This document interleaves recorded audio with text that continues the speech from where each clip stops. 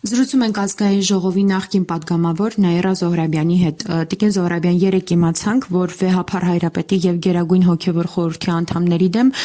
եւս գործ է հարուցվել քննչական կոմիտեի կողմից։ Կխնդրեմ ասեք, առհասարակ սա ինչի համար է, նպատակը որն է եւ որևէ կերպ հնարավոր է կասեցնել այս սկսված գործընթացը իշխանությունների կողմից։ Տեսեք, այն որ խառնվելով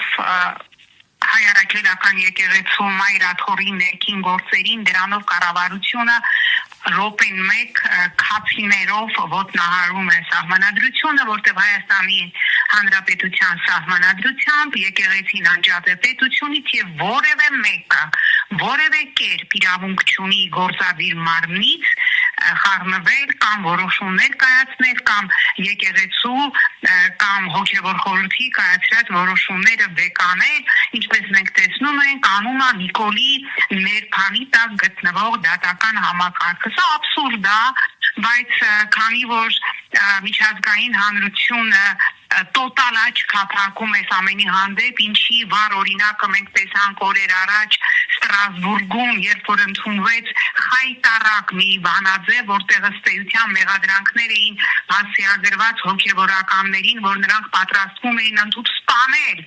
ժողովրդավար ընտրված իշխանության ներկայացուցիչներին, մտածել, որ աշխարհը ձայն է հանելու, ես նման լավատեսություն չունեմ։ Ինչի այս անհեթեթ գործը հարուցված Վեհափարի եւ մի քանի այլ հոգևորականների, եկեղեցական ժողովի մասնակից հոգևորականների հանդեպ շատ պարզ, ես կարծում եմ այսօր վաղը քննչական կոմիտեն գործը կտեղափոխի դատարան եւ դատարանը կկայացնի որոշում նրանց երկրից խափանման միջոց ընտրելով Վեհափարի եւ բոլոր այն հոգևորականների, ովքեր փետրվարի 16-ին Ավստրիայում պիտի մասնակցեին արդեն իսկ նախատեսված եկեղեցական ժողովին, որը ըստ եկեղեցու կանոնակարգի ամեն տեղ կարող է անցկացվել, ընդհանրապես Վեհափարի եւ այն հոգևորականների բարձրաստիճան եւ ոչ միայն հոգևորականների, ովքեր պետք է մեկնեն եկեղեցական ժողովին մասնակցելու, նրանց ելքը Հայաստանի Հանրապետությունից արգելելու համար։ Հարցին ձեր ինչպես է այս ամենը հնարավոր կասեցնել, եթե շատ անկեղծ պատասխանեմ, այս պահին ես այդ հարցի պատասխանը այլևս չունեմ, որովհետև մենք չենք կարող դիմել միջազգային կառույցներին այս աղաղակող անօրինականությունների հետ կապված, նրանք ոչ միայն թքած ունենալ, նաև տոտալ քարտ բլանշ են տվել Նիկոլին անել ինչ ուզում է սեփական վերարտադրությունը ապահովելու համար, եկեղեցին ինչ կարող է անել, Վեհափարը ինչ կարող է անել, եթե իր ելքը փակեն, իսկ իր ելքը Հայաստանից անպայմանորեն փակելու են, որպեսզի եկեղեցական այդ ժողովը չկայանա, ցավոք շատ ըստ իմ գնահատականի այս պահին մենք փակուղային իրավիճակում ենք, միգուցե էլի մի քիչ ֆանտաստիկ բան ասեմ, այս լուծումը մենակ այս իշխանության հեռացումն է, չհեռացավ անելու այն ինչ որ ծրագրել է եւ որևէ կերպ, որևէ մեկը, որևէ ուժ դա չի կարողանալու կասեցնել, կրկնում եմ, որովհետեւ այս ռեժիմը ունի աշխարհաքաղաքական կենտրոնների արևմտյան աջակցությունը եւ ունի Ռուսաստանի լոյալությունը։ Ինչքան է Ռուսաստանի տարբեր մակարդակի պրոպագանդիստներ փորձեն իբր հականիկոլական դիրքավորումներ ցուցաբերել։ Տիկին Զոհրաբյան, միայն ելքի արգելքով սահմանափակվելու է այս իշխանությունը, թե այնուամենայնիվ գուցե դրան հաջորդի նաև կաթողիկոսի ձերբակալում, որովհետև հեռու չէ իրենցից։ Իհարկե, ինքը կաթողիկոսին կալանավորելու է վաղ թե ուշ եւ դա անքննելի է, բայց այս փուլում ընդհանրապես լուծվում է փետրվարի 16-ին Ավստրիայում եկեղեցական ժողովին վեհափարի եւ եկեղեցական ժողովի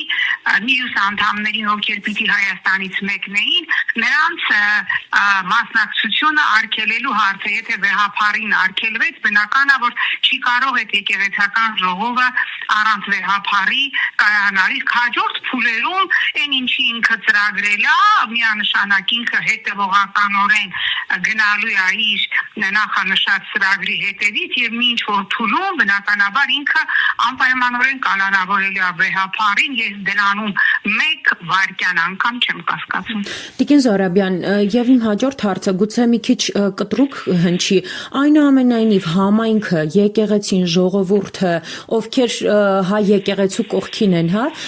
անզոր են Նիկոլ Փաշինյանի դեմ այս պահին։ Ոչ, անզոր չեն, եթե մենք հավաքական կամք տեսնեինք, եթե սեփական եկեղեցին պաշտպանող տասնյակ հազարավոր մարդիկ տեսնեինք փողոցներում եւ եկեղեցիներում, բայց մենք տեսնում ենք լուր, հնազանդ, մեծ իմասամբ այս իրավիճակին համակերպված ապաթիայի մեջ գտնվող հասարակություն, իսկ ապաթիան այսօր 10-0 աշխատում է Նիկոլ Փաշինյանի օգտին։ Մենք չենք տեսնում ընդվզում։ Ես պատկերացնում եմ, եթե այսպիսի գրող լիներ օրինակ կյանքի խոսքի, Եհովայի վկաների կամ կրոնական որևէ այլ կազմակերպության հանդեպ նրանց հավատավոր հետևորդները ինչ կանեին։ Ցավոք սրտի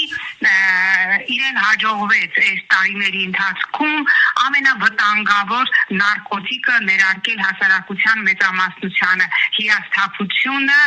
ապաթիան, կներեք այս բառի համար, եւ պոֆիգիզմը։ Ձեզ շատ շնորհակալ եմ մեկնաբանության համար։